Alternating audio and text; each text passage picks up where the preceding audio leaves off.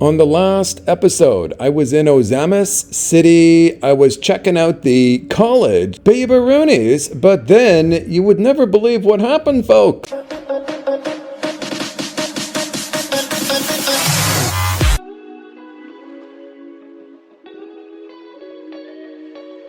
After leaving Ozamis, I was completely drained because while there, I had met a college girl, okay? Like her and I, we met on the dating website Date in Asia. Anyway, she was really nice and good. I liked her. She was pretty. She had a really good personality. And I gotta say, you gotta respect girls who love the D. And she was one of these babes, okay? Now, there was no cons about this girl at all. No negatives, zero negatives. I really did like her. But the problem was, I was staying in a hotel there in Ozamis, and I had no intention on finding a permanent apartment there. So the days are passing by, her and I are spending our days together, and at some point it had to be broken off. She was a student, okay? She had no intention of leaving, and I had no intention of staying. So that's just how it went in Ozamis. But I still think about her. She had a really cool personality, and you got to respect a girl that's got a cool personality.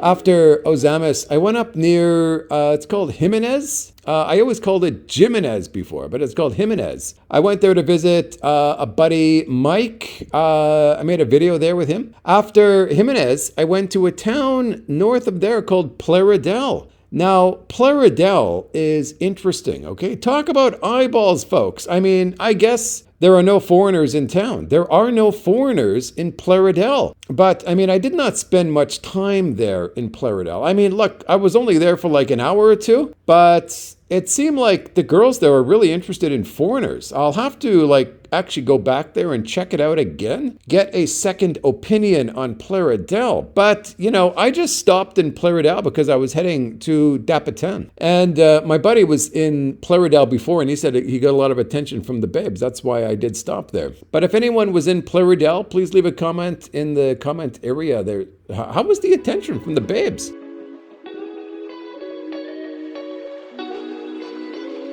Dapitan. This is a port town that I've vlogged in here before. I've vlogged here.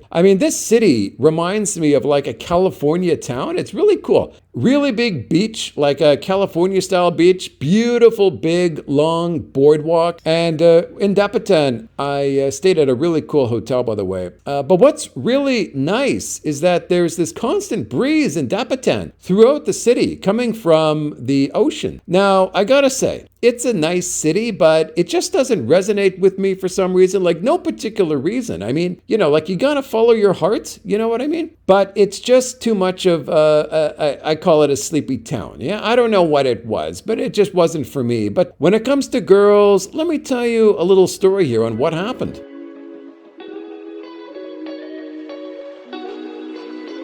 Because every city, I'm going to try and tell a story in every city I go into, that wasn't caught on video. What happened in Dapitan was, I was sitting in this coffee shop here, and oh man, I must have gotten 300 eyeballs on me from the babes passing by, because I was sitting outside on the patio. Wow, what a spot sitting here on the patio, man. Hey, I'm just minding my own beeswax, an innocent Seventh-day Adventist. I don't want any trouble here, folks. But sitting here on the patio, getting all those eyeballs, man, I gotta tell you, that was fun. I felt like a movie star. I felt like Brad Pitt. Anyways, I ordered a few iced coffees here because, as I finished one coffee, I didn't just want to leave. I was kind of having fun there. I was having too much fun there on the patio. Hey, eyeballs, they get kind of addicting, So, whenever I'd finish a coffee, I'd get up and order another coffee,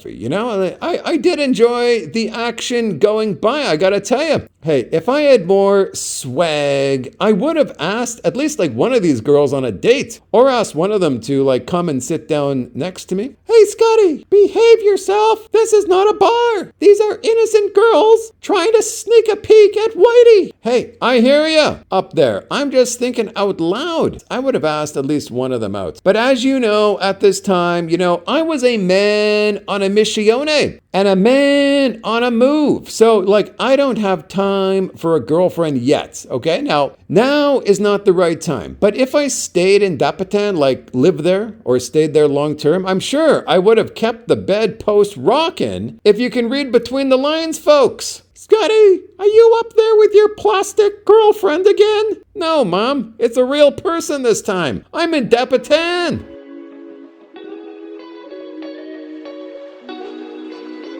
From Dapitan, I got the fast cat to Doomy Dooms, or as others call it, Dumageddon, or Dramageddon, or the home of the Filipina P. The doomiest of dooms here, folks, or otherwise known as the town that Rike built. Rike built Duma from a sleepy, dusty, quiet town to the massive metropolis that exists today. But the P, I gotta tell you, has knocked Rike off his throne as the most famous resident of Duma. Speaking of residents in Duma, imagine if Old Dog and the P were a couple, okay? Like, they would basically own Dumageddon. Maybe Old Dog would be like the town sheriff, like Gio could be his deputy. But let's get to business here, folks. Whenever I arrive in Duma, I always head to Bo's for a coffee, okay? I stayed at the hotel that's a little up from Ground Zero, and I always forget what the hell the name of that place is. Story time here, folks.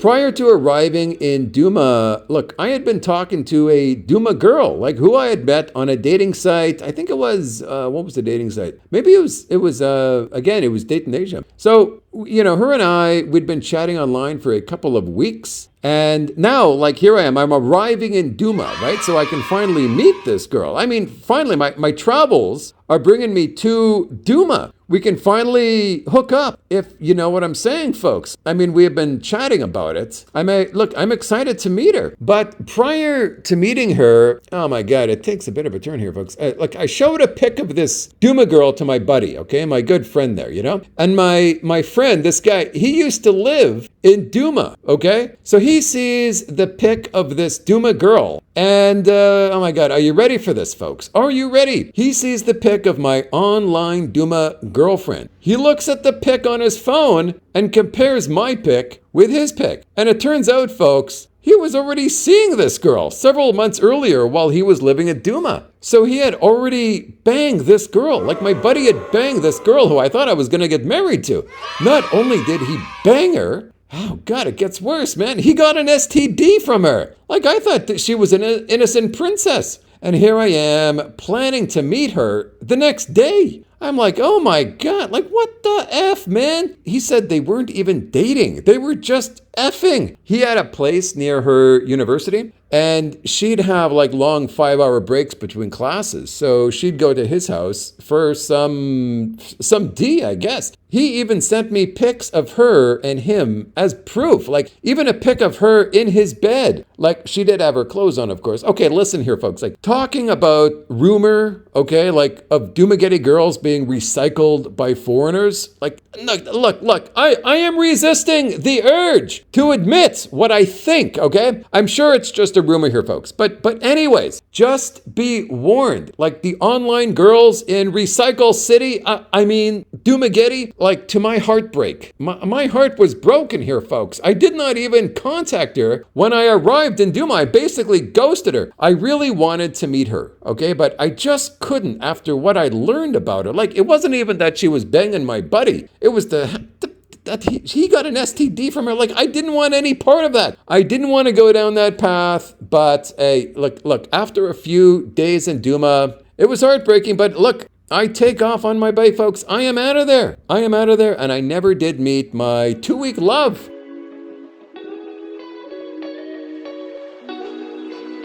After Dumageddon, I didn't really know where I wanted to go. I just wanted to like ride nonstop. It's like a drug, okay? Like, I mean, there's more to riding than just riding itself. Like, for example, like one thing I like about riding is stopping in the 7-Elevens and enjoying the aircon. And, I like the babes, like sometimes in the 7-Eleven, there's a bunch of hot babes. But, I get a nice, cool Gatorade or Pocari Sweat or whatever in there, as long as it's cold. It doesn't sound like much, but hey, like when you're hot, nothing feels better than an air-conned 7-Eleven and an ice-cold Gatorade. And if you're lucky, like there will be some intriguing babes in the 7-Eleven. And if you hit the 7-Eleven at the right time, like there could be 20 college babes inside. It's like that in the smaller college towns, like where there's a 7-Eleven, like that's where the action is. But then, like when a foreigner enters, it's like, hey, Whitey has entered the building. Like all the eyes are on Whitey as you enter the 7-Eleven there in these small towns, if you get there at the right time. But anyway, let's get serious here, folks. I started my Negros tour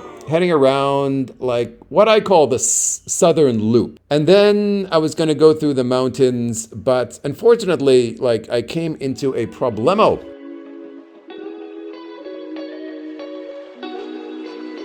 While in the mountains there, okay, sorry if this is a boring story, but look, I was low on gas and I realized like there was not going to be a gas station anytime soon, but I kept going and going and going, running my gas low, hoping a gas station would come up anytime soon. But lesson learned, like, look, make a conscious effort, note to self here. Know when you're heading into the mountains, okay? And make sure you have a full tank of gas before going up there. So what happened was, it was like this, like I was scared, okay? Because I was running like at the lowest, I had about, I don't know, 1 or 2%, of a tank. It was low for a while, but I kept going, hoping a gas station's going to come. I mean, it was almost empty by the time I realized I was freaking screwed because I was like in the middle of nowhere. Folks, in the mountains of Negros. This is not a good combo. Low on gas and in the middle of nowhere. But I did have a plan, folks. Here I am in the mountains. The plan at this time was that here I am, like screwed. I'm high up in the mountains of Negros. So the plan is to just coast down the mountain without using gas. Because look, it was steep enough that you could do that. But if I did this coasting thing on the side of the road, I could make it to the bottom, I'm sure. Like then from the bottom, I'd have enough gas to get to the gas station. So thankfully, it was steep, okay? It was very steep. And I was able to not use the gas, just coast down. I was literally on the side of the road just coasting. It was slow moving, like probably 10 kilometers an hour at most. But man, I would have been so screwed if I got stuck up there. But while up there, little story here.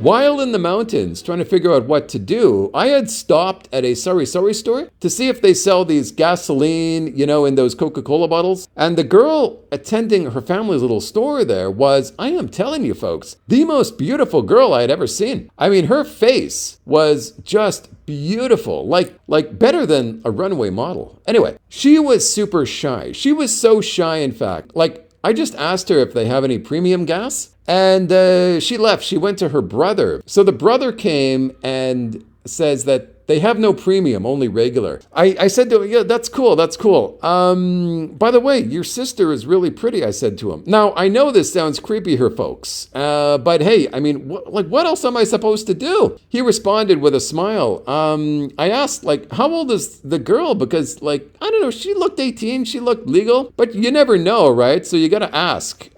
He said she's 19. I said, do you mind, like, can I get her Facebook? He said she doesn't have Facebook. And I'm like, okay, yes, Awkwardville here, folks. I know.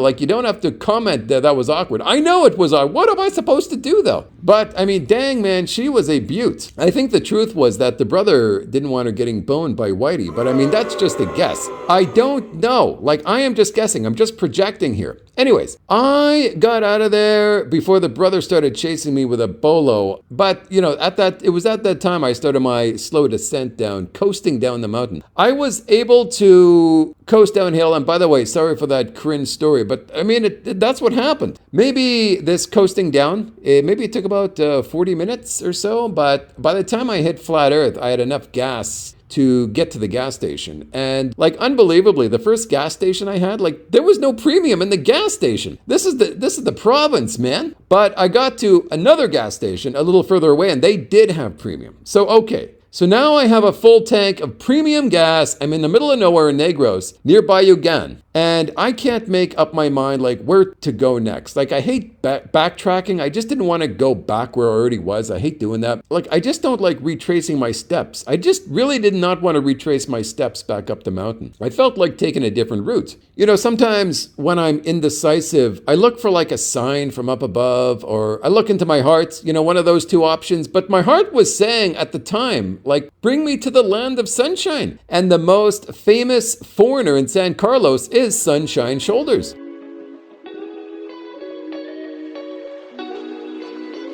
So that was my sign. So I headed back east, okay, to the east coast of Negros. So I ended up here. I forgot the name of the town. So here I was, all this driving. I mean, I had been driving for, I don't know, 5 hours by now? 4 hours, 5 hours, and here I was.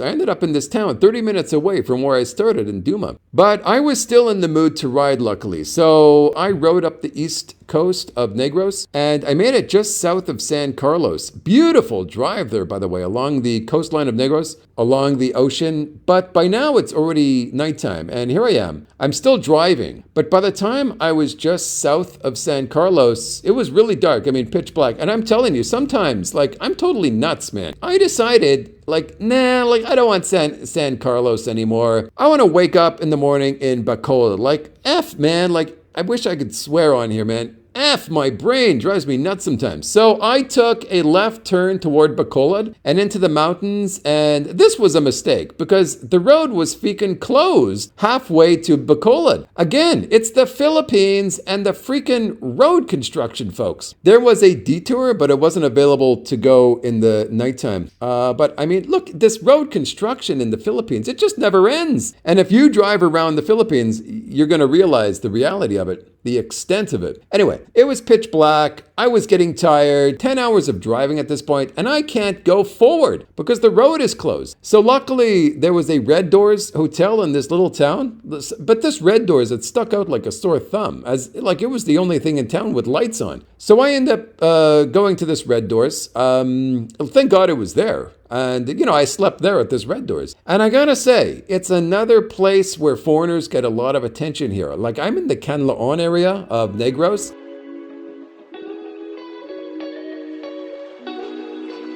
Guys, I'm telling you, it is Baby-Rooneyville here, guys. I got a lot of attention, even from the female staff. But, you know, anyway, I slept there, and in the morning, I woke up, and I took off. So here I am. I'm in the Red Doors parking lot, about to exit the hotel, vacating the premises. So outside there, right next to the Red Doors, there are 3 college girls sitting down outside of some retail store. I forgot what it was, but it was right next to Red Doors, just in front of where I parked my bike. They were just sitting there, these 3 college babes, just sitting there. They were staring at Scotty Boy. I smiled and they smiled. I smiled back at them and they had a bigger smile. And I mean, hey, who is not gonna love getting attention from some pretty college babes, right? I mean, they were putty in my hands, folks. Too bad I didn't actually talk to them, but I was just surprised as they were like, look, they looked surprised to see me, okay? Like, you know, a foreigner's in town. And I was surprised that these pretty girls were happy to see me. I mean, I was more than happy to see them. Then to top things off, okay, I waved goodbye as I left to those girls there. I did not talk to them. And I'm thinking, dang, man, if I come back here, I'm gonna look for these college babes. But then anyway, to top things off, as I was leaving the parking lot, these 2 female security guards were also smiling and they were laughing and giggling and talking as I was heading out. I bet they were saying like, dang, cuz, I wouldn't mind having this guy's baby. Girlfriend. That's what I think they were saying, but I'm not sure. I'm like, dang, like Canlaon? Dang, this is the place to be. Since the road was closed, I said, like, okay, screw this idea of a Bacolod trip. This is a sign from up above to head back to San Carlos. I'm going to head to the Sunshine City of San Carlos. So I headed east through the mountains of Negros. This time, it was daytime. Okay, when I was driving the mountains last night, it was pitch black. And I got my little white butt to San Carlos City. So when I arrived in San Carlos, I was dying for a nice coffee. So I stopped in this nice little coffee shop. After that, I went straight to the ferry ports. And with the ferry port, you never know what the F the schedule is going to be. Like what they say online and the reality is often it's very different in regards to scheduling of the ferries. But in San Carlos, there is a ferry going like, I think it was every hour or two, like going from San Carlos to Toledo. It was like clockwork. I forgot it was every hour or every 2 hours. So no worries, like just show up whenever you want. I love a short ferry ride, and this was short. But I mean, what I like best about a ferry ride in general is getting off the ferry at the end. And that feeling of freedom as you get off the ferry. But next thing I know, look, I'm in Toledo City, the hometown of the vlogger, the Filipina Wonder. But she lives in Cebu now, so I did not meet her. And at this point, I had this urge to do a video in Samara. This urge just took over my body. Anyway, we will be continuing on the next video, my good friends.